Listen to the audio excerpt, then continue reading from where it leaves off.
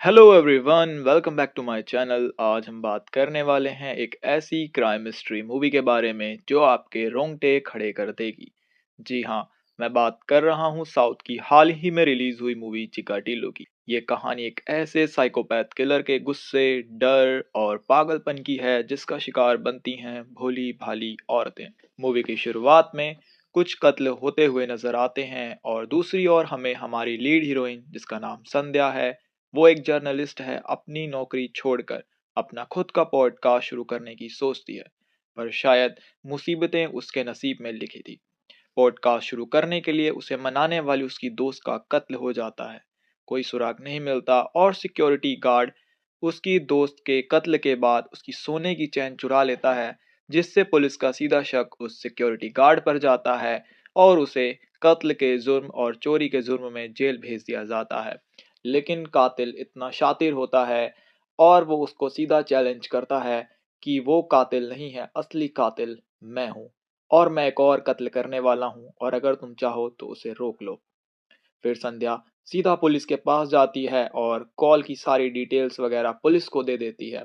Police number trace करके उस जगह पर पहुंचती है, पर पता चलता है कातिल उनसे 2 कदम आगे है, क्योंकि उसने अपने अगले विक्टिम को मारकर उसी के फोन से संध्या को फोन किया था। अब संध्या अपना डर और कातिल के कत्ल करने की सारी डिटेल्स अपने पॉडकास्ट पर साझा करती है, कैसे वो औरतों को अपना शिकार बनाता है और उसका कत्ल करने का क्या पैटर्न है। और कुछ औरतें उससे कनेक्ट होती हैं और बताती हैं कि वो उस किलर की विक्टिम्स हैं। 20 या 25 साल पहले उनके साथ यही सब हुआ था और कातिल उन्हें मरा समझकर छोड़ गया, लेकिन वो जैसे तैसे बच गई। अब संध्या और जानकारी इकट्ठी करती है। उसकी इकट्ठी की गई जानकारी से पता चलता है कि कातिल रात के अंधेरे में निकलता है, खासकर त्योहारों के दिनों में, और औरतों पर हमला करता है, उनका रेप करके उन्हें मार डालता है।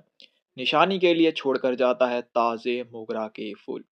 पर ये सब केस 20 से 25 साल पुराने थे, तो सवाल उठता है, क्या ये वही कातिल है या कोई दूसरा कातिल जो उस पुराने कातिल का पैटर्न कॉपी कर रहा है।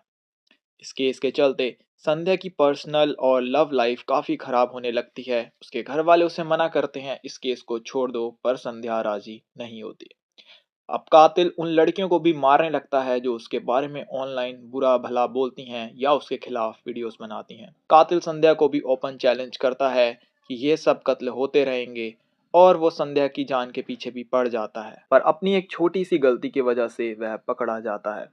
गैस व्हाट, वो कातिल संध्या का रिश्तेदार होता है और पूछताछ में पता चलता है एक ऐसा काला सच जो आपके होश उड़ा देगा। तो पूछताछ में पता चलता है कि कातिल बचपन के दिनों में अपने चाचा चाची के यहाँ रहा करता था और उसकी चाची एक डांस टीचर थी। वह उन्हें बहुत अच्छी लगती और उसकी केयर करती। पर जैसे जैसे कातिल थोड़ा बड़ा हुआ, उसकी चाची का ईमान डोल गया और वो उसके साथ अफेयर करने लगी।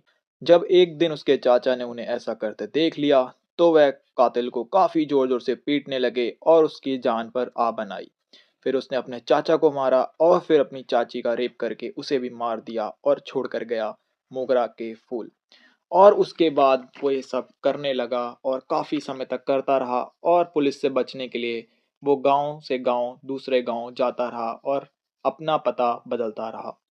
अब सवाल उठता है, कातिल शादी करने के बाद अपनी लाइफ में सेटल हो गया, तो अब उसने ये काम 20 से 25 साल बाद क्यों शुरू कर दिया?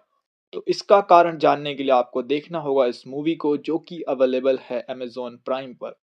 और दूसरी ओर हमें ये भी दिखाया गया है कि हीरोइन संध्या का भी एक चाइल्डहुड ट्रॉमा है, जो उसे अक्सर तंग करता रहता है, जो हमारे समाज में आए दिन महिलाओं के प्रति होने वाले अत्याचार की तरफ इंगित करता है और दर्शाता है कि महिलाएं आज भी समाज में असुरक्षित हैं।